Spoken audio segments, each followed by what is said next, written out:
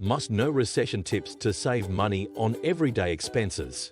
Tip number 1. Cancel subscriptions. You can easily save $500, $1,000 or even more a year by giving up on subscriptions you don't need or use. Up until 2020, subscription services exploded, and everything from toilet paper to t-shirts could be regularly delivered to your home. Companies love recurring revenue, as they know customers seldom make an effort to cancel. However, unless you see the value and actively use the service, we suggest you cancel the subscription. The best way to find out what you subscribe to is to audit your most recent credit card bill and list of direct debits, and pick out the items to chop out. Once identified, simply log into the service and click cancel or call them up if that's easier. These services and products may include streaming networks. Do you need them all? HBO, Netflix, Amazon Prime.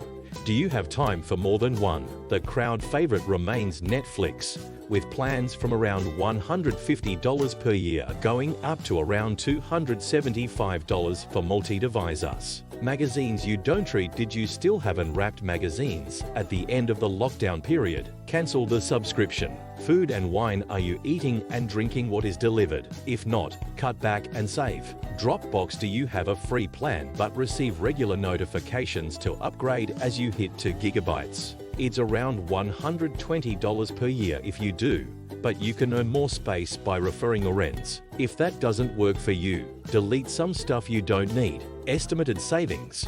Anything from $200 to $2,000 a year, depending on what you currently subscribe to. Tip number 2. Renegotiate your life, income protection, and related cover insurance needs. Underinsuring is not the solution, but many insurance policies overcharge when better deals can be found by shopping around for what you do. For life insurance and income insurance, you may be paying too much. You'll have more room to get a discount and/or get a better policy if you visit a trusted insurance broker rather than talk to your existing insurer directly. We're not advocating canceling insurance. Instead, challenging what you pay and getting a better deal is the only way to avoid a loyalty tax by not shopping around. Top tip during the process: make all the required disclosures so you can't be accused of having a pre-existing condition. If you're undergoing medical treatment, don't switch insurance, as claiming will be near impossible. Estimated savings. Up to $1,000 a year if you have existing life, income protection, trauma and related cover, and no underlying health conditions. Tip number 3. Get cheaper car and home insurance policies. Finance teachers' research proves both car insurance and home insurance have a big range when it comes to the cost of policies, despite the benefits being the same or very similar. This means you can most likely get better deals by switching to a new provider. Estimated savings. Up to $500 a year on car insurance if you have a good driving history, and up to $400 on home insurance, existing life, income protection, trauma and related cover, and no underlying health conditions. Tip number 4. Consider canceling contents insurance altogether. Content insurance is costly if you don't own much of value. The test is this: if you would struggle no longer having a laptop, TV, musical instrument, linen, cutlery, even clothing, and wouldn't have the money to replace your possessions, then contents insurance is probably a good idea. However, if instead you're paying for a policy and don't own many items of significant value, you could consider canceling the policy altogether. Best of all, if you've prepaid for 12 months, you'll get the remaining months you don't need refunded. Estimated savings. If you cancel contents insurance you don't need, you can save up to $750 a year. Tip number 5. Cancel expensive credit cards or switch to low-cost or free cards. If you pay $50 plus per year for a credit card and then 20% plus interest on balances, there are cheaper options available. A low-interest and low-fee credit card is a good starting point to save every month on outstanding balances. Estimated savings. $1,000 a year for anyone with a gold platinum card carrying a balance of $3,000 to $5,000 month to month. Tip number 6. Balance transfer credit cards cut debt cost. A $5,000 credit card balance at a 20% per year interest rate is incurring $1,000 plus in interest costs, which is completely unnecessary. Savvy savers find a balance transfer deal, switch the debt to a 0% or very low interest deal, and cut the existing card up. Over the length of the low interest period, you make repayments to clear the debt and avoid using the card for new purchases. It's the cheapest and most effective way to save on interest costs and move towards becoming debt-free. Estimated savings: $1,000 a year based on a $5,000 month-to-month balance. Tip number 7. Cut overdraft costs with a better bank account. Overdraft interest rates and fees are huge, and being in overdraft for an average of $2,000 a year can cost up to $500 in interest and fees and charges. Some charge 10%, others as high as 23%. The good news is that joining a new bank offering a low-interest overdraft is easy and painless and will certainly help you save money right away. Estimated savings: $200 to $300 per year. This is based on your overdraft interest rate falling from around 20% to 10% and an average overdrawn balance of $2,000 to $3,000. If your overdraft is often more, your savings will be higher. Tip number 8. Delete apps like Afterpay and Laybuy. In this new economy, cash is king, and we never know what's around the corner. Paying for a hair appointment at $50 a week for 6 weeks or $75 a week for 4 weeks for an impulse shopping trip feels a bit yesterday. These apps rely on continuous consumer spending and add another complication to keeping your money under control. If you really want it, saving up for it and paying for it in cash is fast becoming the new normal. Estimated savings: anything from $100 to up to $5,000 a year if you're a regular user and stop purchasing on non-essentials.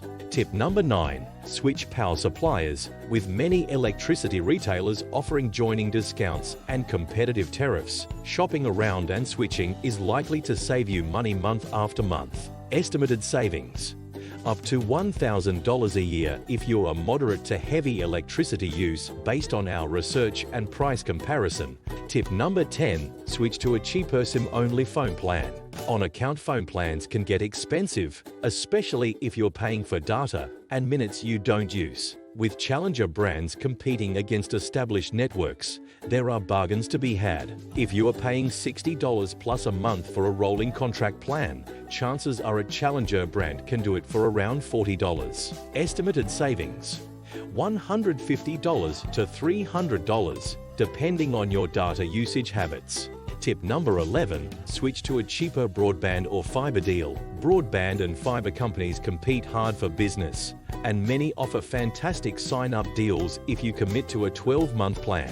Estimated savings: up to $500 a year.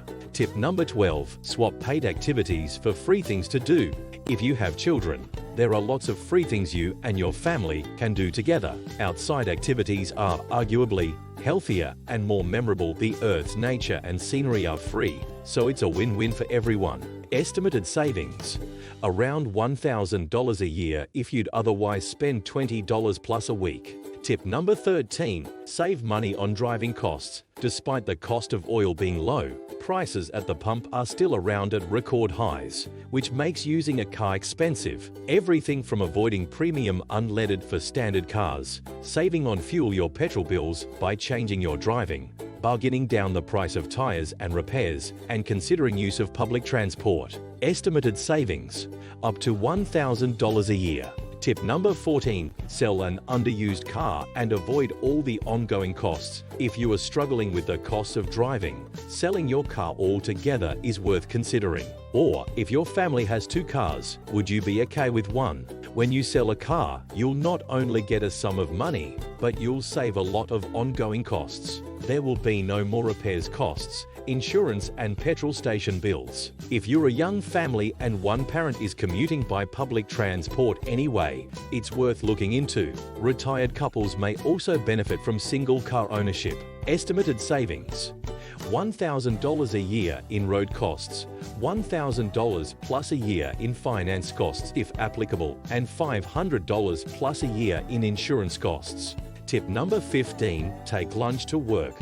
This simple tip can add up to a lot of savings over a year. If the average lunch costs around $10, making a sandwich or packing something even more exciting can easily save you over $2,000 a year. The Finance Deco says, "When I was about to leave my investment bank career, I knew every lunch I took to work was financing my future. My workmates would easily spend $40 to $50 a day on lunch. But in the last few months, I sat it out and chowed down on a tasty homemade sandwich. I estimate I probably saved about $3,000 and felt better as a result, and had more time to work on my business plans during the lunch break." Estimated savings: $1,000 to $2,500 a year, depending on what you spend making your lunch. Tip number 16, save up for things you want and build a savings fund.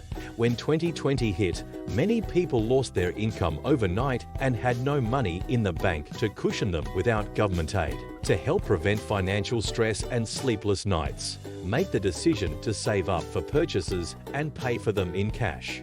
This may be an unfamiliar approach, but it's guaranteed to reduce expenses and debt in the long term. If you're not prepared to save for it, you probably don't want it as much as you think. Top tip: to help reduce the risk of spending unnecessarily, try leaving your EFT, POS or credit cards at home when you go out. Instead, carry cash. You won't be able to make impulse buys if you know the money has to last. Estimated savings: at least $1,000 a year, but likely to be considerably more. Impulse purchasing is a major cost, so eliminating it will boost your savings and help you create a rainy day fund. Comment below what you are doing to prepare for the upcoming recession. Do you think the government is doing enough? For more money, budgeting, and personal finance skills made simple, be sure to like and subscribe.